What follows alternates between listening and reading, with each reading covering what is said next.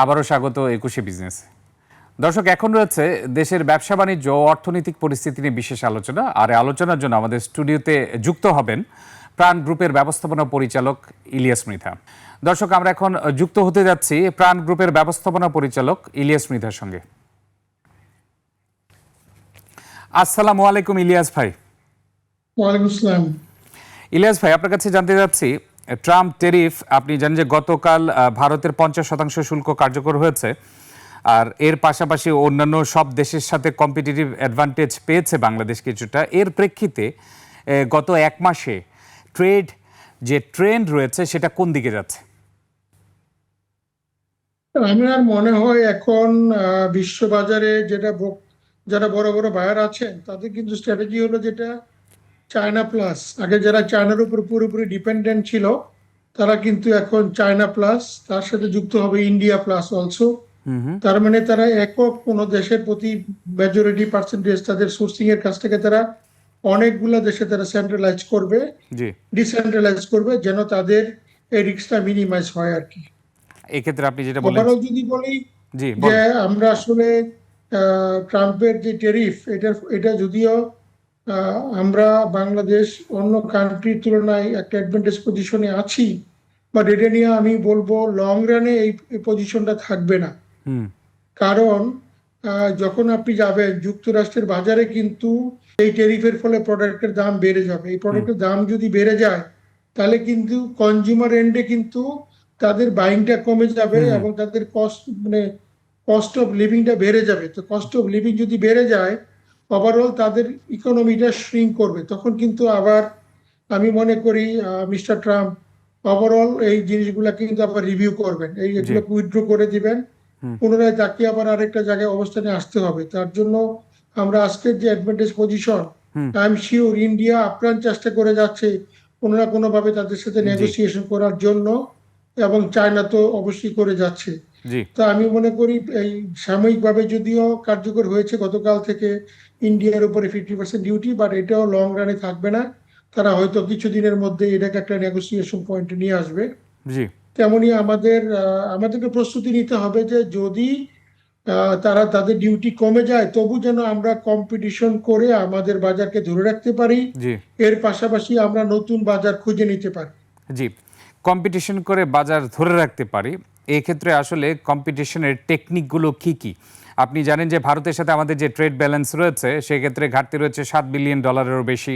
চীনের সাথে আমাদের ট্রেড ব্যালেন্সে অনেক ঘাটতি রয়েছে। সবচেয়ে বেশি ঘাটতি আসলে চীনে, পাকিস্তানের সাথেও রয়েছে। এই ক্ষেত্রে এই তিনটি জিনিস ফোকাস দিয়েও আমাদের কি টেকনিক নেওয়া উচিত?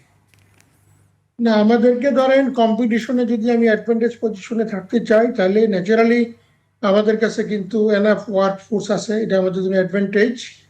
আমাদেরকে কিন্তু যেহেতু আমাদের cost of labour is low, এটা একটা ভালো পজিশনে আমরা আছি। এখন যদি আমাদের ইনফ্রাস্ট্রাকচারটা ডেভেলপমেন্ট হয়, আমাদের যদি গ্যাসের অ্যাভেলেবিলিটি বাড়ে, আমরা ইন্ডাস্ট্রিগুলো যদি স্মুথলি চালাতে পারি, নাম্বার ওয়ান। নাম্বার টু, যদি আমাদের পোর্টের ক্যাপাসিটি বেড়ে যায়, আমাদের দেশ থেকে যদি ফ্রেট কমে যায়, আমরা যদি নিরবিচ্ছিন্ন বিদ্যুৎ এবং গ্যাস পাই, তাহলে কিন্তু আমরা ওয়ার্ল্ড মার্কেটে কম্পিটিশন করতে পারবো, এবং আমরা আমাদের ডমিনেন্স যে আরএমজি মার্কেটে আছে এটা আমরা অব্যাহত রাখতে পারবো। জি, অবকাঠামোগত উন্নয়ন যেটি বললেন আপনি, সেটি যদি হয়, আমরা কি আসলে এই যে এখন আমাদের দেশের রপ্তানি কিন্তু তৈরি পোশাক শিল্পের উপর নির্ভরশীল, আমরা অন্যান্য খাতের প্রতি কি এখনো আস্থা পাচ্ছি, অথবা আমরা কি সুদূর ভবিষ্যতে তৈরি পোশাক শিল্পের জায়গায় যাব এরকম চিন্তা করতে পারছি? আমরা কিন্তু এক্সপোর্ট ডাইভার্সিফিকেশনের জন্য গভর্নমেন্টকে অনেকগুলো পদক্ষেপ নিতে হবে। আমাদের দেশে যে ধরনের দক্ষ ম্যান পাওয়ার, যেরকম আপনি যদি ম্যান পাওয়ার এক্সপোর্টে বলেন, আমরা কিন্তু আনস্কিল্ড ম্যান পাওয়ার এক্সপোর্ট করে অভ্যস্ত। এখন কিন্তু ধরেন সারা ওয়ার্ল্ডে ফিলিপিনের যদি দেখেন, তারা কিন্তু ওয়ার্ল্ডের ম্যাক্সিমাম জায়গায় তারা কিন্তু ট্রেন্ড হাউসকিপার অথবা নার্সেস তারা সাপ্লাই করে থাকে। আপনি যদি ইন্ডিয়ার দিকে তাকান, ইন্ডিয়ানরা কিন্তু মিডল ইস্টের ক্ষেত্রে স্কিল্ড ওয়ার্কার পাঠায়। তারা ব্যাংকিং থেকে ধরা, রিটেলিং থেকে ধরা, সমস্ত স্কিল্ড ওয়ার্কগুলা কিন্তু তারা করে থাকে। তো আমাদের দেশের ইঞ্জিনিয়ার, ডাক্তার, হাউসকিপিং, নার্সেস, আমরা যদি স্কিল ম্যান পাওয়ার রপ্তানি করি, আমাদের ফরেন আর্নিংটা বেশি হবে। এবার যদি ইন্ডাস্ট্রির দিকে তাকান, আমরা আরএমজিতে ঠিক আছে, আমরা একটা পর্যায়ে আসি, বাট আমরা যদি আরএমজির ব্যাকওয়ার্ড লিঙ্কেজের দিকে তাকাই, ওই জায়গায় যদি ইন্ডাস্ট্রিগুলোর পিছনে আমরা কাজ করি, তাহলে কিন্তু বোতাম বলেন, সুতা বলেন, কটন বলেন, সিনথেটিক ফাইবার বলেন, এই দিকগুলোতে আমরা যদি ক্যাপাসিটি বিল্ডিং করি তাহলে আমরা আরো স্ট্রেনদেন হব। এর বাইরে যেগুলো পটেনশিয়াল সেক্টর, যেহেতু বাংলাদেশ কৃষি প্রধান দেশ এবং বাংলাদেশের ম্যাক্সিমাম লোক এখনো কৃষি নির্ভরশীল, তার জন্য যদি আমরা কৃষি প্রক্রিয়াজাতকরণ শিল্পের দিকে মনোযোগ দেই, আমরা যদি স্পেশাল ইকোনমিক জোনগুলা তৈরি করি কৃষি নির্ভরশীলতার উপর ভিত্তি করে, কৃষি মানে কমোডিটিজের উপর ভিত্তি করে, তাহলে কিন্তু আমরা বিশ্ববাজারে রপ্তানি বাড়াতে পারবো এবং এর জি ফলে আমাদের দেশের কৃষকরা লাভবান হবে এবং জি আমাদের এমপ্লয়মেন্ট কিন্তু নতুন ভাবে সৃষ্টি হবে।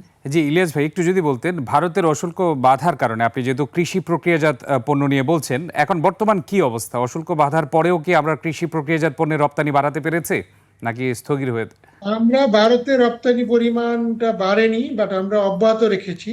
আচ্ছা আমাদের কিছু পোর্ট, ল্যান্ড পোর্ট বন্ধ আছে, তার জন্য আমাদের কস্ট অফ ডুইং বিজনেসটা বেড়ে গিয়েছে এবং কিছু এলাকায় প্রোডাক্টটা ফিজিবল হচ্ছে না। তবে আমি মনে করি আমাদের সরকার অবশ্যই ভারতের সাথে কূটনৈতিকভাবে আলোচনা করে আমাদের এই ল্যান্ড বর্ডারগুলো খুলবে। আগে তো আমাদের ভিসাগুলো পাচ্ছিল না লোকজন, এখন আমাদের লোকেরা কিছু কিছু বিজনেস ভিসা পাচ্ছে। আমি মনে করি ভারত সরকার এবং আমাদের সরকার আমাদের এই সুসম্পর্ককে আরো সুদৃঢ় করবে এবং আমাদের যেটা এই যে ল্যান্ড বর্ডার এক্সপোর্টের যে জটিলতা, এটা দুই দেশের বাণিজ্য মন্ত্রণালয়, দুই দেশের মন্ত্রী পর্যায়ে আলোচনা এবং দুই দেশের কূটনৈতিক পর্যায়ে আলোচনার প্রেক্ষিতে এটা দ্রুতই আমরা সমাধান আশা প্রকাশ করছি। কারণ ভারতের ভোক্তারা আমাদের প্রোডাক্টকে পছন্দ করে, তারা জি আমাদের প্রোডাক্টটা পেতে চায়। আমরাও অতি কষ্ট করে আমরা ক্যাপাসিটি বিল্ডিং করেছি, ভারতে আমাদের ব্র্যান্ডটাকে এস্টাবলিশ করেছি। আমরা মার্কেটটাকে হারাতে চাই না, ভারতে আমরা রপ্তানি অব্যাহত রাখতে জি চাই। আমরা আশা করি যে এই রপ্তানি অব্যাহত থাকবে। আমরা আরো অন্যান্য বিষয় নিয়ে আলোচনা করব, একটা ছোট্ট বিরতিতে যাওয়ার সময় হয়েছে, আমরা আবারও যুক্ত হচ্ছি আপনার সাথে। দর্শক, এ পর্যায়ে নিচ্ছে একটা বিরতি, ফিরছি একটু পরে, ততক্ষণ আমাদের সঙ্গেই থাকুন।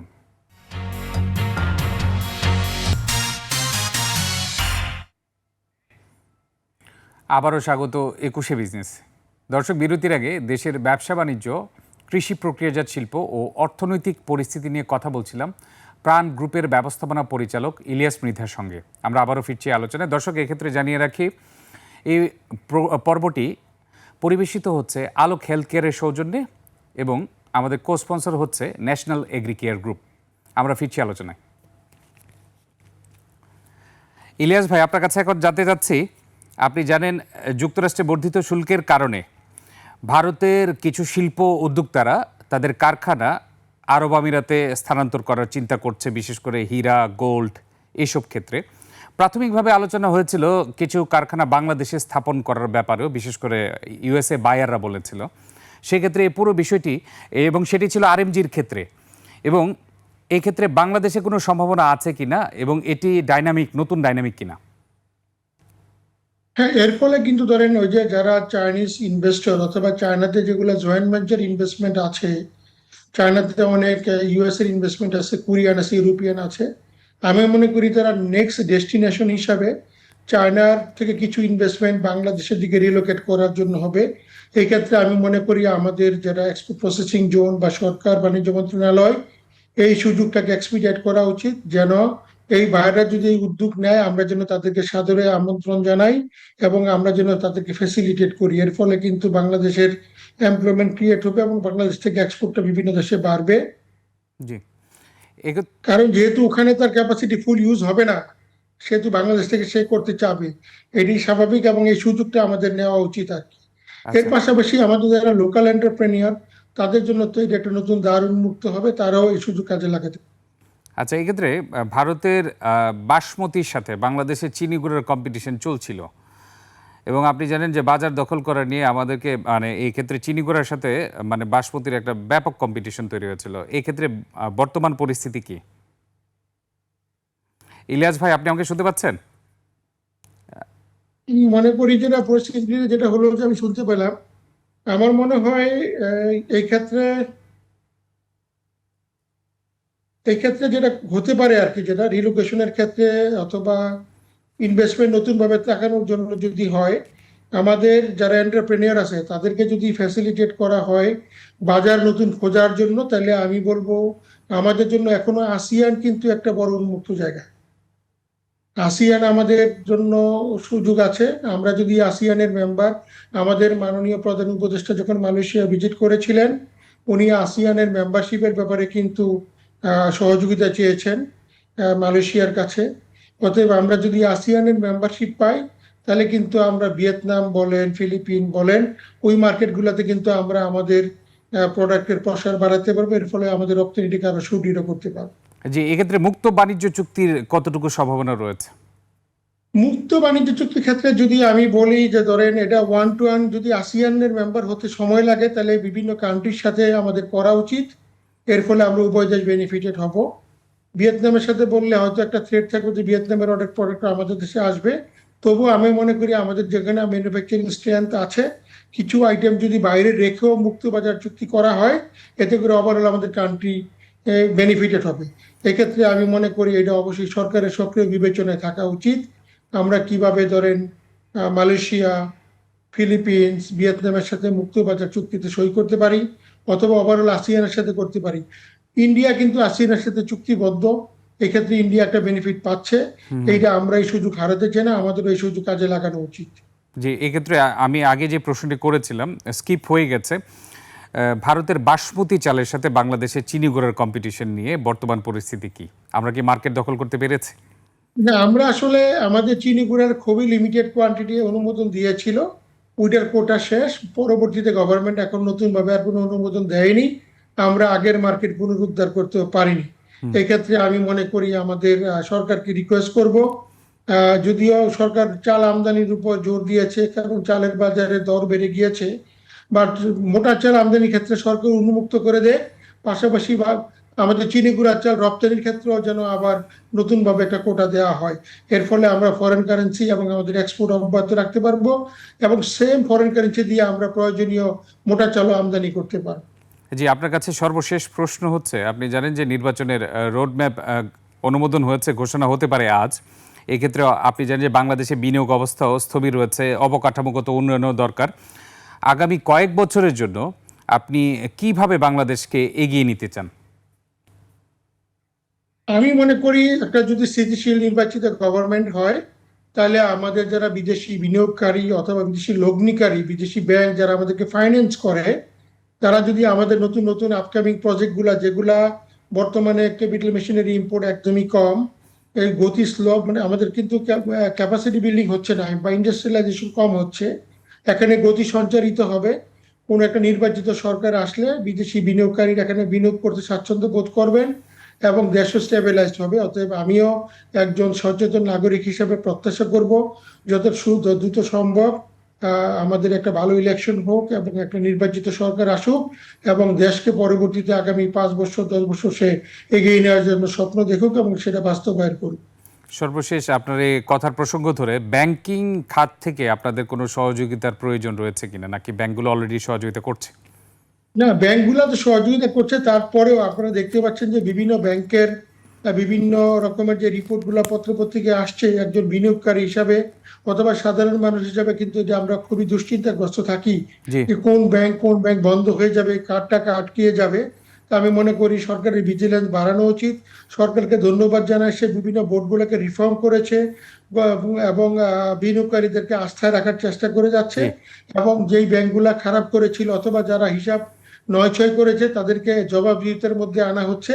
এর ফলে আমি মনে করি আগামী দিনগুলোতে ব্যাংকিং সেক্টর গুলা আর এই ধরনের খারাপ চক্রের মধ্যে ঢুকবে জি না, অথবা ঢুকার ক্ষেত্রে হিসাব করবে যে কোনো সময় এটা কিন্তু আবার জি আমাদেরকে জবাবদিহিতার মধ্যে আসতে হতে পারে। জি ইলিয়াস ভাই, আপনাকে অসংখ্য ধন্যবাদ আমাদের সাথে যুক্ত হওয়ার জন্য। আপনাকে এবং ইটিভির সকল দর্শক শ্রোতাদেরকে আমার তরফ থেকে ধন্যবাদ। দর্শক, এতক্ষণ দেশের ব্যবসা বাণিজ্য, কৃষি প্রক্রিয়াজাত শিল্প ও অর্থনৈতিক পরিস্থিতির নানা দিক ও করণীয় নিয়ে কথা বলছিলেন প্রাণ গ্রুপের ব্যবস্থাপনা পরিচালক ইলিয়াস মৃধা। দর্শক, নিচ্ছে একটা বিরতি। দুপুর 2টা 30 মিনিটে আবারও ফিরে আসবো 21শে বিজনেসে। দেখার আমন্ত্রণ রইল, 21শে সঙ্গেই থাকুন।